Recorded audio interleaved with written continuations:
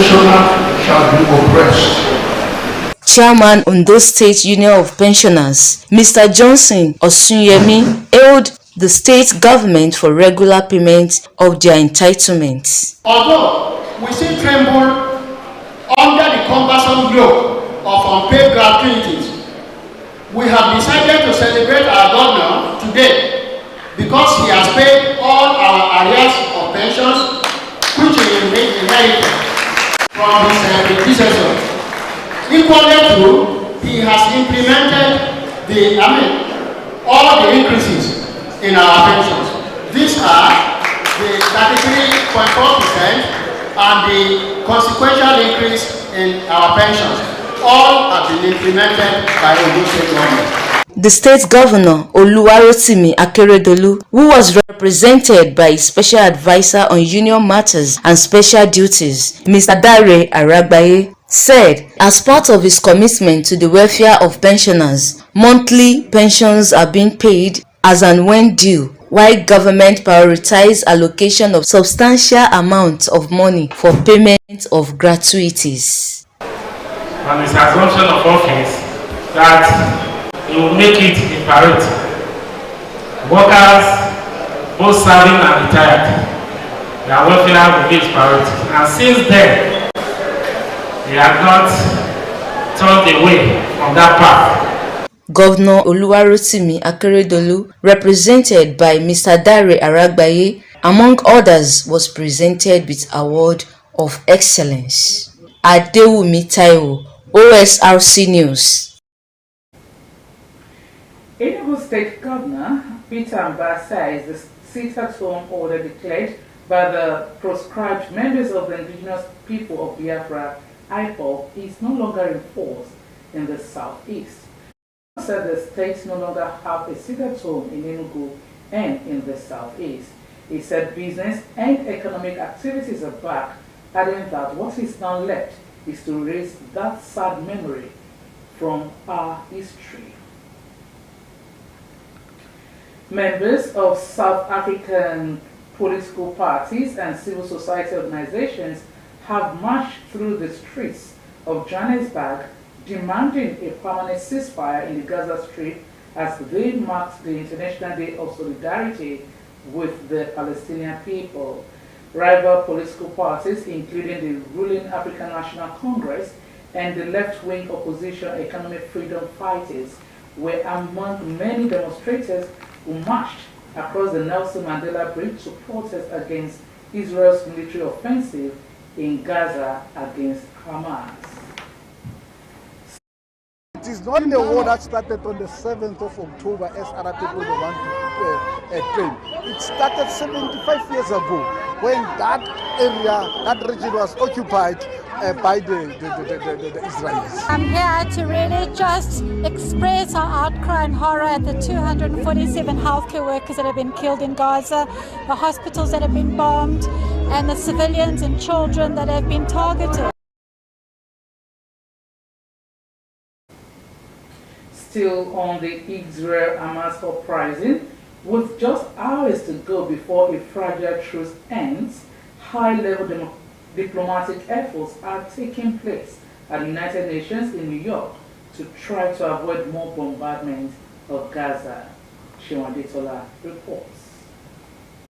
At the United Nations, from an Arab Islamic bloc of countries with the aim not just of extending the ceasefire but ending the war altogether.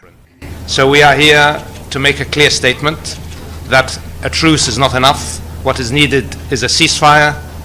What is needed is a credible peace, and a peace that lasts and that allows the Palestinians and the Israelis to live side by side in two states. Anything else will result in continuing crisis in the region. The United Nations Secretary General began the meeting by saying that while the aid entering Gaza has increased during the current pause and hostilities, it is not nearly enough. Intense negotiations are taking place to prolong the truce, which we strongly welcome. But we believe we need a true humanitarian ceasefire. Qatar has been a key player in the negotiations to end the fighting. We hope that the progress made will underpin efforts to put an end to the bloodshed and lead, ultimately, to serious discussions that would relaunch a political process to put an end to the suffering and realize the aspirations of the Palestinian people. The United States, Israel's most loyal ally in the United Nations, continues to call for a longer pause but not a full end to Israel's bombardment of Gaza. We want to see this humanitarian pause extended. Israel has been very clear that it is prepared to continue the pause in fighting for every day that Hamas releases an additional 10 hostages. The ball is now in Hamas's court. Here in the halls of the United Nations, it is clear that the pause in fighting was welcomed, but there are worries that it was only temporary and that if or when Israel decides to resume its bombardment of Gaza, it will likely mean that more innocent civilians are killed and a setback in diplomatic efforts. Sheung Adetola, Osrc News. Meanwhile, Israel says it is investigating reports that a 10-month-old baby held captive by Hamas was killed in one of his attacks in Gaza. The Biber's family, including baby Kefer, were among those taken by Hamas on October 7. As the exchange of prisoners took place under the ceasefire agreement, many questioned why the infant and his family weren't among the first to be freed. Kemisola Jomo reports. It has become a familiar scene. For nearly a week, it starts with Hamas handing captives over to the Red Cross and ends with them safely back in Israel. But every day is unpredictable as the next. On Wednesday, the wait was finally over for families of 14 captives, 10 Israelis and 4 Thai nationals. 2 Israeli Russians were also released in a separate deal. But fears are growing for the Biber's family have become the phase of campaign to bring back the captives home. Hamas says that Israeli airstrikes killed a mother and her 2 young children before the ceasefire happened.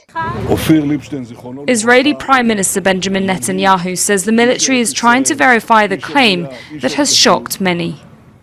At just 10 months old, Kfir Bibas is the youngest captive. On Tuesday, his family held a rally for him, his 4-year-old brother and parents, calling on Hamas and the Israeli government to ensure their immediate release.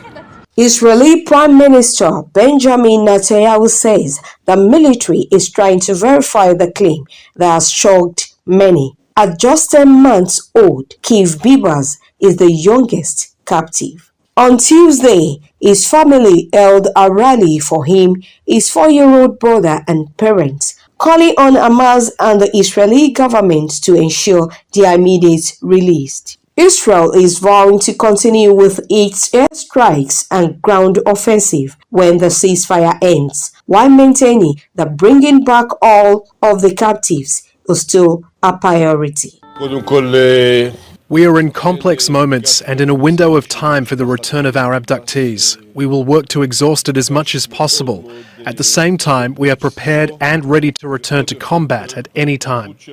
As the fate of Bibas and his family remains unknown, the pressure on Israel leaders and war cabinets to ensure the safety of the captives is increasing by the day. Kemisola Jomo, Osrc News.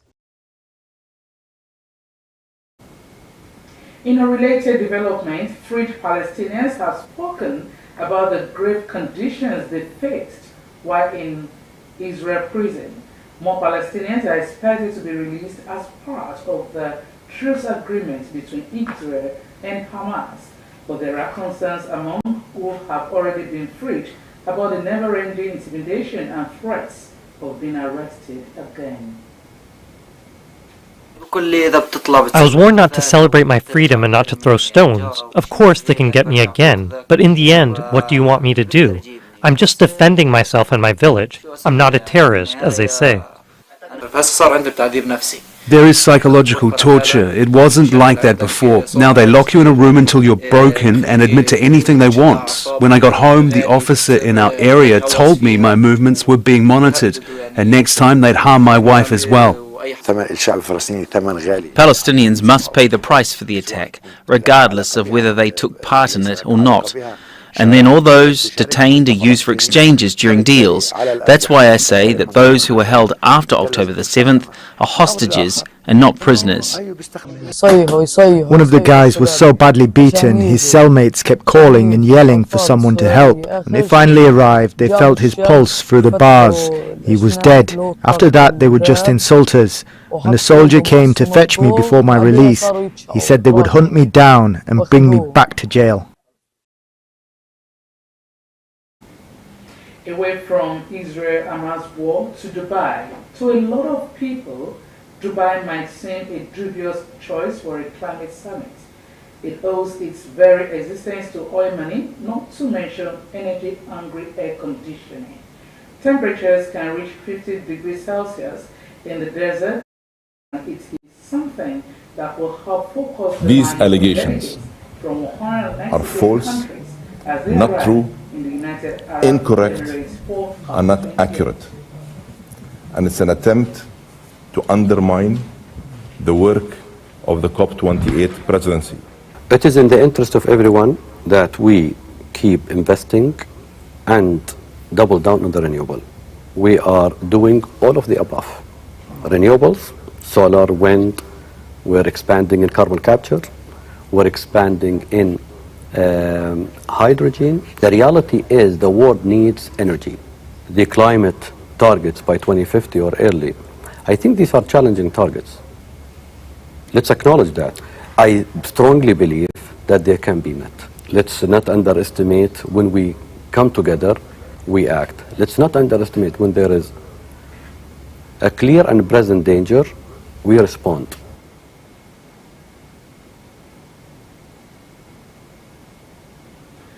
Australia's Prime Minister has apologized for what he describes as one of the darkest chapters in the country's medical history. Anthony Albanese issued the national apology to survivors of the thalidomide tragedy. The medication caused birth defects in thousands of babies worldwide. Odwaya Sawyer reports. Even before birth, Trish Jackson's body was irreparably damaged by thalidomide. Her mother took the drug to treat migraines and then discovered she was pregnant. It's not just the arms. I had a lot of internal damage as well. I had 6 holes in my heart and lung problems, and I was a blue baby. Wasn't supposed to live, but here I am still here. Thalidomide was built as a wonder drug and was widely used in the 1950s to treat morning sickness and nausea, but it caused severe birth defects, with many women miscarrying or losing their babies after birth. 60 years after it was taken off the shelves, the Australian Parliament has apologised.